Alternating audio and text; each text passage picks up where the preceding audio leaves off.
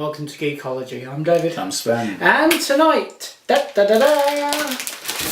how are we just going to say the ship name? Because can we call it a special?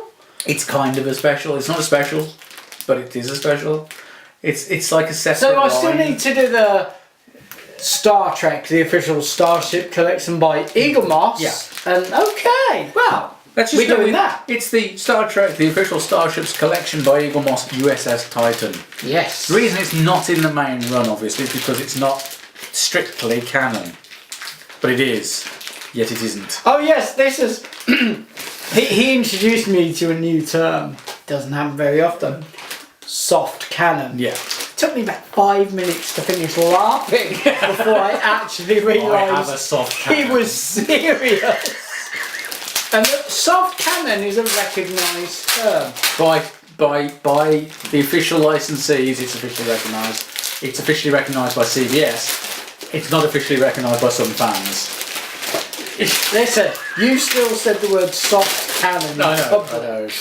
But basically, this is the hardest of the soft canon because at the end of the day, the U.S.S.Titan was mentioned on the screen but never seen on the screen. Yeah. So it wasn't seen up until, was it the calendar or the book first? It was I think the book's The book first. first, Yeah, because it was actually designed by Sean Turanyo. Sean actually basically sent in an entry to a competition to design the ship. Yes. He's a fan. He doesn't work for CBS technically. So this is a fan designed ship based on the name that was in Nemesis that then is only a part of this collection but to the side of it because the fans started a petition and it was the first one of the petition to get over 5,000 signatures on it. Yep. There you go. Which is why it exists. It's you basically make that sound far more complicated than well, it kind of. It's like this. It's the most unofficial official ship ever. Most unofficial official Ship. Yeah. Oh yeah. Okay.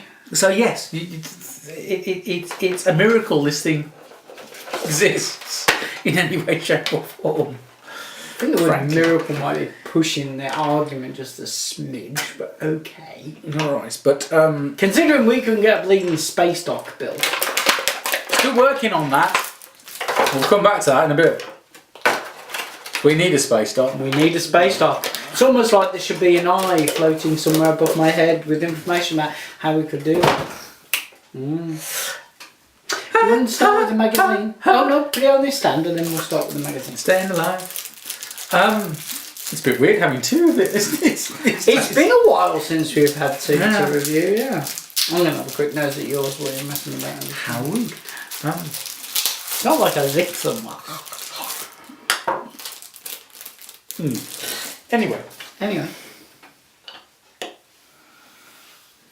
There you go.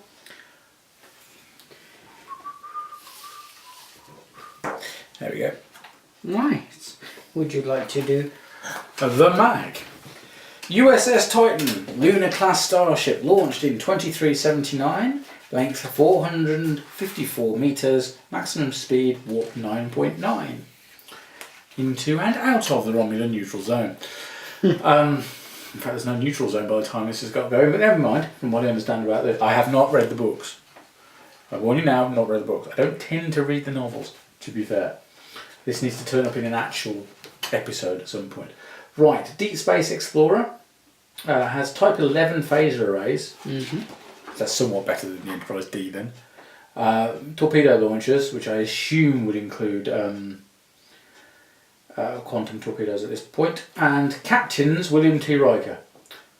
I think they should have written captain, not captains. Unless there's two Rikers. Wait a minute! Yes, there is. One of them's in a Cardassian labour camp. Anyway, there's a CG shot of the ship. I don't know if Sean does his own CG for this ship because he originally created it as a topographical view, so I'm not quite sure if he's had much to do with the actual CG versions of it. But I know he did work with Eaglemoss on this because they sent him a fleet of them as a thank you, which is very Well, that's kind of nice. Yeah. You know, he's a fleet of Sean's ships, actually got a box of memorabilia to do with this ship because obviously, you know, who wouldn't if you designed it? Yeah. And he's got 2 copies of every book, and he's got 3 of these in there, and all this kind of stuff. It's like, fair play to you. Absolutely fair play to you. Right, topographical view. There we go, impulse engines. It actually has them. Yeah. So that's nice. on the It's always good. Mission sensor pod. Apparently that can come off. Dave Coombe managed to get his off pretty rapidly. He's actually thinking about 3D printing alternatives. Well, yeah. Fair He play would. to you, Dave. He would. There we go. And then some stuff about designing the U.S.S.Titan. Well, basically it was a competition. Sean won. I like the idea of them having mission pods. Yeah. It's always a good idea to have swap outable elements for mission specific, isn't it? I think, anyway. I suppose it depends on what your ship is capable of in the first place as to whether you would need specialist pods. Is the original design that was submitted, Yep. which is pretty cool. Oh right, so you had different versions than they sells. Oh, I see, and that's the colour scheme. Some slight changes after winning the competition, which is why it's slightly different from that. Right, that makes perfect sense. And there we have Sword of Damocles. Has a colour fold out. Oh, I need to find a first printing of that then, do I? Right, okay. And a physical model was produced to show off at events by CBS, which is quite cool. And then there's an upgraded version that Toby Richter did. That's Hi, the version, Toby. That's the version I'm familiar with. Oh right, okay, cool. And yeah. Because I remember the Yeah, hoo-ha that's the at bridge, the that's time. quite cool. I remember the hoo-ha at the time and people jumping up and down and raving about it, and Yeah. some people bitching and complaining about it. So yeah, but I I'm find it interesting they don't say next time USS Aventine. Because the next one's the Aventine in this sub-run, side run, whatever you want to call it. And if this and the Aventine sell well enough, we'll get the Odyssey class Enterprise F. that'd be good. Right, Any so Enterprise is good. ta-da. Right, so, okay.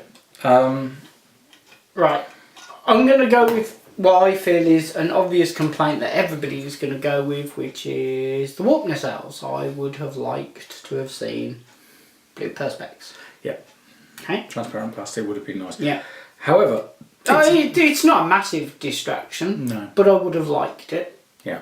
I love the cutout in the nacelle for the ram scoop. Yeah, that's that's really quite cool. nicely done, which just makes it a shame when they've gone to that detail there, and the joining strut is lovely. Yeah. That when you flip the damn thing over, you have quite an ugly join line there, but they do bleed it out well for the saucer section. Yeah.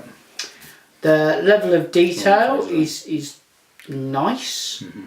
The paint job looks good. The decals look right.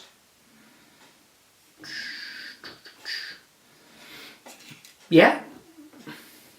Good level of detail. For a Starship I've only ever seen CGI shots of. Mm-hmm. Yeah, I'm happy with this. I mean, the escape pod's on the topographical view are the same colour as the hull, which is unusual, but if that's what it's supposed to look like, fine, great. Yes, I agree with the perspex, transparent plastic, or whatever we want to call it, in the warp nacelles would have been nice.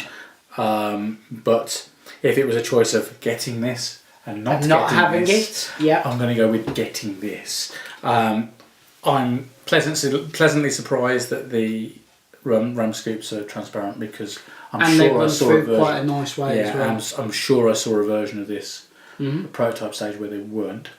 Okay. But then the original prototype of this was almost white. It was light grey, when it's supposed to be more this colour. The decals annoy me slightly because they are actually wrong. Are they wrong? We haven't got the red line around the registration number, which is doable because we've known they've done it before. Okay, yep. You know what, I'll be honest, I missed it. Yeah. I missed it because I was surprised at how detailed the one is on the nacelle. Yes. That threw me. There's an issue with that. Is that? Yeah. What's the issue? It's in the wrong place. Is it? Yes. Okay. It should be lower down. It should actually be on. On the bottom part of the Yes, it should be on the bottom part. If you have a look on the original design. Ah, but if the design's been updated since then, which it has been. Yeah, but I think it's supposed to be on the bottom on all of the versions of it. Okay. I'm not. Yeah, look.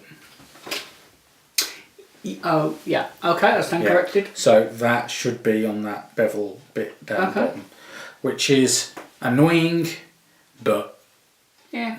DOG, Okay, I So stand it's corrected on that one, yeah. slightly irritating, but again, we've got it. Yeah?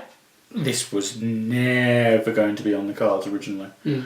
And I think they had to actually have words with CBS to even get the okay to do this. Did you tell me that somebody's already started doing decal sets for it? Yeah, yeah. So you can get the rubbing alcohol out and get new decal sets on it.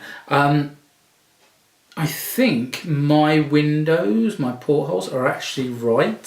Some people have said they've missed on theirs, so there might be some quality control issues there. But mine looks fine. Mine looks fine. But I'm quite intrigued as why there's so many portholes on the bottom when it's flat, pretty much. So how many decks are there? Are people walking on? It's on the. Yeah, I know. But does that mean people are actually walking on glass? Transparent aluminum. Well, yes. Now the other thing that a lot of people missed, apparently, was the fact that you see the impulse engines. The holes, yeah. Yeah, there's actually red plastic in there. No. And a lot of people thought Caught it just now. Yeah. Caught it in the light. Yeah. But in all fairness, they are that far receded in. Yeah. It's Yeah, an you never get to easy see mistake. them, yes. I'm intrigued as to why why the actual impulse engine outlets are so small. Yeah. Because on all of the images they're much bigger than that. But I've got a feeling from the way it's been put in, made in the plastic, it might be because of structural moulding issues. It's just a case of, well, we've had to do it like that because otherwise it will fall out, kind of thing. But you know what? I like it. Okay. I like it a lot. Well, I like it. I'm disappointed in the perspex. Disappointed with this join line. As Sven said with the decaling, we could have had the red line. I've got to admit, I didn't actually notice that at first. And yeah, but I'm one of these picky sides when it comes to so yeah, I'll give you that. So I'll chime in that I'm disappointed by might that. have something to do with the fact that back in the day on Deluxe paint, I used to actually, fill the sodding red lines on the stuff on the warpness, the impulse engines even. Yeah, they're too far receded in, but I did spot that they were there. So it's not that they're that bad, but the lighting in here is slightly unusual for most people. So fair enough.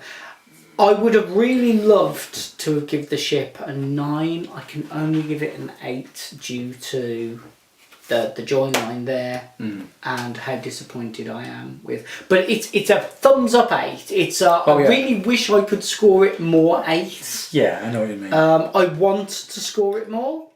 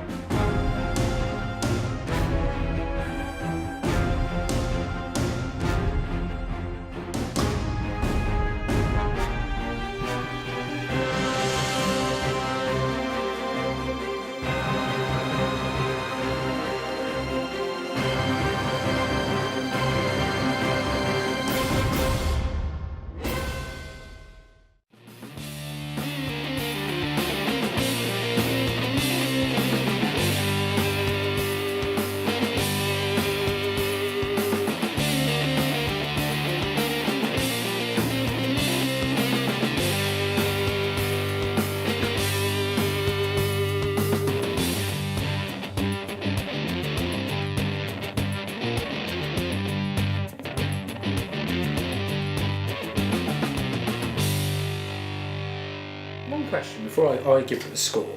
Go Is, from a design point of view, do you like this ship? Because it's Nah, so I don't want to upset the guy who designed it. Yes and no is the answer. Okay. I have no problem with this design. You know, it's a perfectly valid ship, and it's perfectly in keeping with the timeline and the run of ships that there are. Certainly First Contact. But do I like this design of ship? No. But you know, I didn't like the Enterprise. I don't like the Steam Runner class. I don't like all of this battle mode kind of starship. Doesn't work for me. Right, okay. So you don't like the Akira class Steam Runner. But you know I don't like that whole run off down. It's like Starship designs suddenly took a swing to the right, and it doesn't work. Do you prefer the D to the E then? Yeah. Yeah? Yeah. Okay. Because it looks less like a battleship. I can understand that. I love the sea. I think the sea is amazing. But you hate the B. I know, nobody likes the B. Yeah, they do. They need to go into therapy, but they do. I don't like the B. Yeah, and the Excelsior, because that's battleship. It's actually stated to be a battleship. Yeah, I'm not happy with it. When they said that the Enterprise B was an Excelsior class, nobody was happy with that. Yeah, there were people who were happy with that. Strange people. And then they did a Excelsior refit. Okay, let's say the majority of fans. Yeah. The majority of fans. But when you look at it, at the time, when you look at Starship design as a whole, though, you can ask anybody, what's your favourite and second favourite Starship? And then you give 2 points to the top one and 1 point to the bottom to the second one. You add up the points. The refit Enterprise or the A is always going to end up being top. Yeah. Because no one doesn't love that ship. That is just the most beautiful version of a Starship. Exactly. It works. The only thing that challenges it in my head is the Phase 2 one, which is basically Phase 2 one was nice with a bit of extra TOS to it. The bottom of the source. Now, if they were to say, take the refit ship and upgrade it to 25th century tech, I wouldn't have a problem with that. Give it phaser rings, that whole thing. Okay. What's your score for this one? My score for this is 8.5. 8.5. Okay. Okay. The only reason it's lost marks is I would have liked to have seen the transparent water windows. Okay. I would have liked to have seen correct decals. Okay. That is it. That is all that's wrong with this ship. And my recommendation is go and get one. Oh, go, yeah, If you can definitely. get one. It might be actually quite difficult to get one. I'd say if you're in two minds as to whether to get it, get it, because it will encourage them to make more of the unusual stuff. Yeah, and I want the Aventine. The Aventine's is already definite. Yeah. The Odyssey class Enterprise F isn't.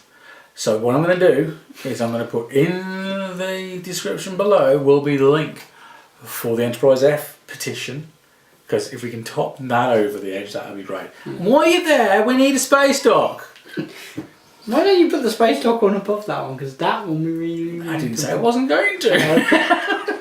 We need a space dock. Now the thing is again, people are still assuming the space dock is going to happen. Yeah, everyone's assuming that, but no, it's not a definite. It's not a definite. It's highly likely. According to Ben. Highly likely and is going to happen. Yeah. They're not the same. So if we can get 5,000 signatures on the space dock petition, that might actually make them sit up, take notice, and possibly show us an actual prototype.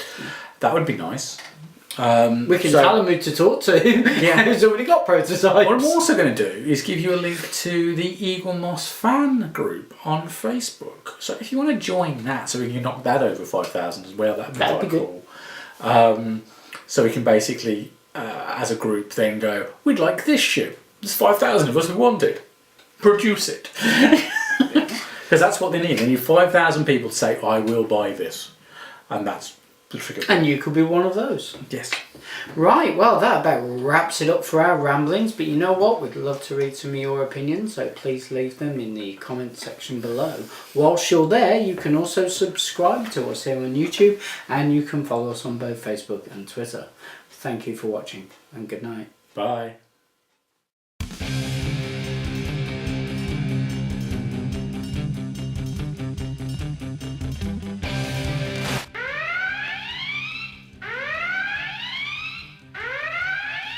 so. Yeah, because it was actually designed by Sean. I can't spell his name. I'm not sure his name right. Sean Sean. Sean. I don't want to embarrass him or get it wrong by saying his name incorrectly because that's. It's not going to embarrass him. It's going to embarrass you. Of course, it's going to embarrass me. Especially when I looked at his Facebook profile, and then he has extra 2 names after his name now, and I'm getting very confused. Turangio? Please tell me I'm spelling that I right. like the fact you're saying it to the camera like, you know, he's going to mystically, magically tell you the answer. I don't know. I'm sorry, Sean. Anyway, Good old Sean. Anyway, Sean, this is